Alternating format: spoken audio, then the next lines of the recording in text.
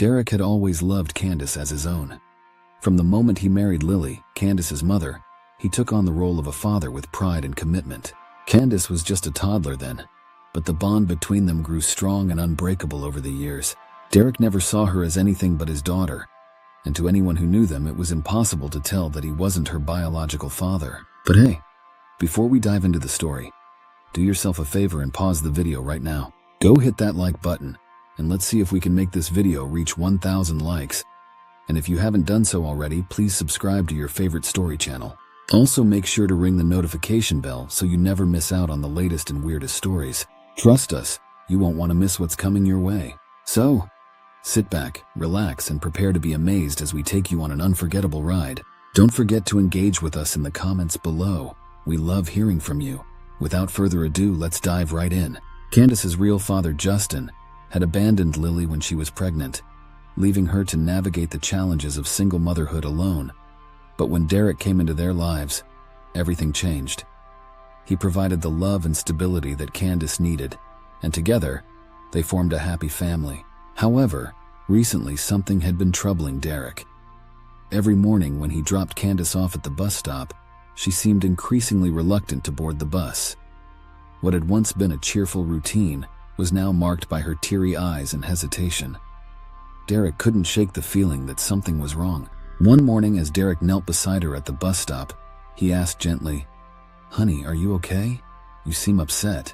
Is there something you want to talk to Daddy about?" Candace's eyes welled up with tears, but she remained silent, biting her lip as she looked down at her shoes. Derek's heart ached to see her like this. "Remember, sweetie, you can tell me anything. Daddy is always here to listen," he said softly. Candace nodded slightly but didn't say a word. As the school bus pulled up, she grabbed her backpack and slowly walked up the steps, casting one last tearful glance at Derek before taking her seat. Derek watched as the bus drove away, a knot of worry tightening in his chest.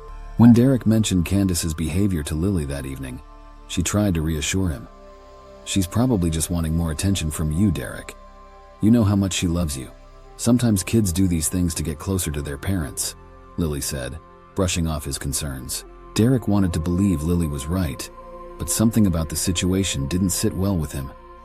He noticed that Candace's reluctance to take the bus wasn't just a one-time occurrence.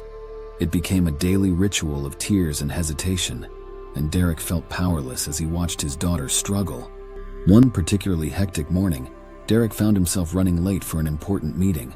As he rushed Candace to the bus stop, she once again started crying, pleading with him to drive her to school instead. Frustrated and stressed, Derek snapped, "Candace, you have to stop this. There are other kids on that bus every day and they don't make a fuss. You need to be brave, okay?" Candace sniffled, wiping her eyes with the back of her hand, and boarded the bus without another word. Derek felt a pang of guilt as he watched her go, realizing he'd been too harsh in his frustration. "I'll apologize when she gets home," he muttered to himself as he hurried to his car. But as the bus door began to close, Derek heard something that made his blood run cold. The bus driver's voice, harsh and commanding, cut through the air. "You sit at the back, girl. I don't want to see your face. Do as I say or get off my bus." Candace's soft voice followed, pleading with the driver that she couldn't sit in the back because it made her sick. But the driver wasn't having any of it. "I don't care. Do as you're told or get off," he barked. Derek's heart pounded in his chest. Without thinking, he ran toward the bus, slipping inside just before the doors shut. As he stepped into the aisle, he locked eyes with the bus driver and froze. It was Justin, Candace's biological father. Derek's mind raced. He hadn't seen Justin in years, and now here he was, tormenting Candace without her even knowing who he was. Forcing himself to remain calm, Derek smiled tightly. "I'm sorry for the trouble," he said to Justin. "I just thought I'd take my daughter to school myself today." He reached out to Candace, who was trembling in her seat, and she ran into his arms. Derek carried her off the bus, heart racing with anger and fear. He knew he had to handle the situation delicately, but he also knew he couldn't let Justin get away with this. After dropping Candace off at school and making sure she was okay, Derek drove back to the bus stop and waited for the children to disembark. Once the bus was empty, he confronted Justin. "What the hell are you doing, Justin? She's just a child. How dare you treat her like that?" Justin sneered, crossing his arms over his chest. "Stepdaddy, huh? You don't know anything. That kid and her mother ruined my life. I lost everything because of them. So yeah, I'm gonna make her life miserable.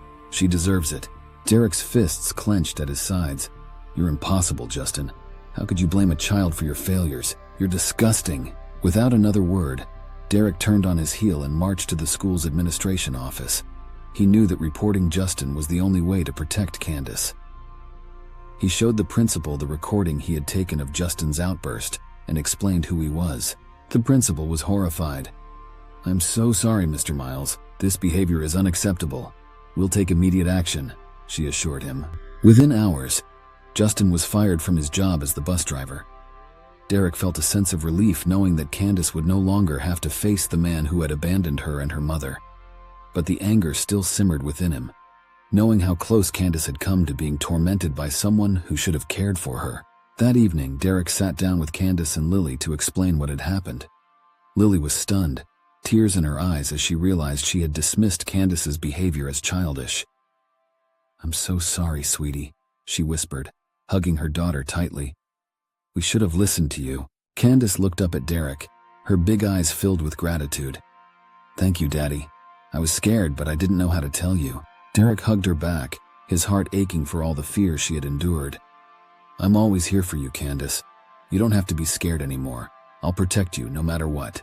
As the days passed, Candace slowly regained her confidence. She started taking the bus to school again, but this time with a smile on her face. The fear that had once gripped her was gone, replaced by the love and security she felt from her parents. Derek and Lily decided not to tell Candace the truth about Justin for now. They would wait until she was older and better able to understand the complexities of her past. For now, they were content to focus on the present, ensuring that Candace felt loved, safe, and cherished. And as Derek watched his daughter board the school bus with a wave and a smile, he knew that no matter what challenges lay ahead, they would face them together. Because family was about more than just blood. It was about love, trust, and the unbreakable bond that held them together.